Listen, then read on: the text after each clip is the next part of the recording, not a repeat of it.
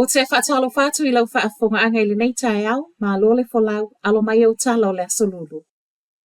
Ma ua leo se tasi a mea tō tino ana pō na whaapupole I nai. Ma ele ngata o lea na whaia iai ngā yo I ngā vavele ofisa whaapesui o le militeli, a o lea fo ina whaatonu I nai manisi o a inga tua o yetu ua o lato whale. I reporti le Herodolo ta ua I o lea na ole o leo I whale lua I Redwood I kala estete ana pō, I lalo whaatangana whaaritu la fono. E mawhaiai o na ulu whale maso eso eina, peita aina whaate ia I le mawai. O lea na whaaupenga ina leo, whaapea sui o le militeli e ngafa mapomu. Ma o lea fo ina iei matangata so eso e whaapitoa, matangata poeata.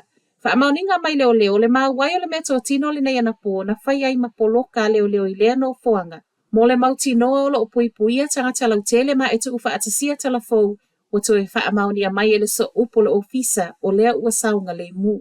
O na so eso enga whaawau whaasanga I whale lua na so eso eina e le o mawhaiona tele se tala mai le ofisa o leo I le taimi nei. Ai I moli maua nisi o ainga tua oi, o lea na mua I longoina I la tau e leo e awana I o I whafo mawhale, to e muli ane tu I atu le whaito toa e tatau o na vave o esi.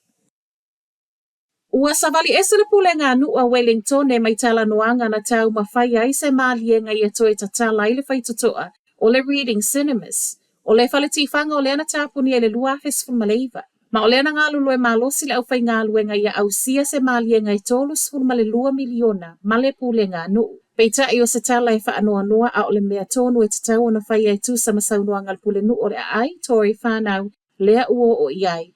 E ala I le whaamuta I le pule ngā nuu o whaatala noanga. O le aso na nawhina whafonga I nai le pule nuu o whaapea councillors e tu sa ma le whaai unga lea o iai nei. Ua toe la ngā ia le pule sili o le pule ngā nuu a Wellington e. O le alava na mua I whaailo mai e whaamuta e le pule ngā nuu le soalau pule ino le nei mata upu pe a le maua se mālie ngā loa ia I se taimi vave. Ma o lea uo o I le laasanga lea. O se whaai unga o lo langona I le pule nuu e le whai ngofia o na talia o no lea ua umi tausanga o tū le whale le wha o ngā ina ma o lana o ngani le pule ngol whale tifanga o le toe sila I nisi ati nai. O le ale malo lo le fina ua tangata o lo ono nofo I se vaenga o Selwyn e na ia no nofo ai pea I o lato whale o lo o iai. O le masina ua mawai na palo taile pule ngānu o Selwyn e ave ese a ingo lo ono nofo I Upper Selwyn Huts o na o le lama tia mai a afianga o swing o le tau.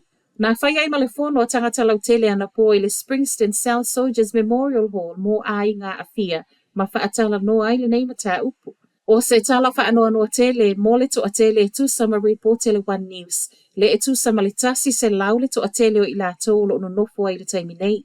O nisi wo whaailoa le mamafo le avenga wa iai o na ele ngā whātia le tau wha le isi vaengo ni usila e si itia iai. A o nisi o le whaanoa noa I le o tala noanga I le vao le pule ngā nuu matangata lau tele ma peisia I walangona ai. Wa le a mana ia le pule ngā nuu I la tō. O whanua lo iai ainga o whaatala noa leo ese o lo o pulea le pule ngā nuu ma o swing o le tau e au fia le si itia o le suasami o mafua anga I o lo o sau le tusi. Ua tatau ai o nau ese. O le whaiunga le lua fe tolus fulmaleiva lea o tu umai I ainga e tatau o o atu I ai wa tāpena ese.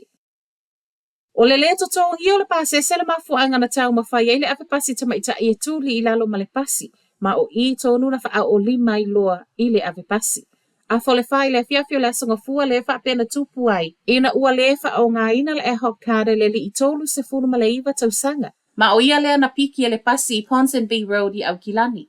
Moli maui tala le herodolo o tu ua ia na tu I maa a e lea li ili tamaita e ave pasi na ua wha atonu ina e alu I lalo ma le pasi. Whai mai eima leo o lea ua mōlia lea li I mai tu la I lumo al wha amsinonga I le aso whareile nei. O se tala whaanoa noa e tusa ma moli maua le Auckland Transport ma o loo fesoa soani nei iso enga wha a wawa leo ai mai se o le lango I le tamaita e ave pasi wa afia. Ta ua mai aile ngā tete o le tamaita e ave pasi le taimi na tupu ai ma I reportia leo e le ti ngā ina o na manuanga. Matala wha ai u?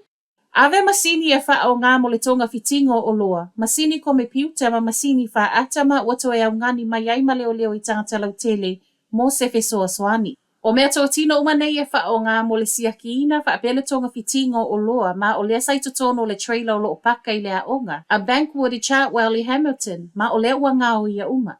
Tala mai leo lo masalo mio le vao le aso valu a perila ma le aso se fulu lea na oso fa ai ma o lo matua i mo o mia i le pulenga e ana ina a wale fa au wau au nanga mutata lau teli. O lo o fa au ngai leo ato me pu e ata fa a peso esu enga fa a solo i le nofua nga leo lo i aile trailer i le taimi nei. Fa i watoi talo le nei tai au, man wia le aso.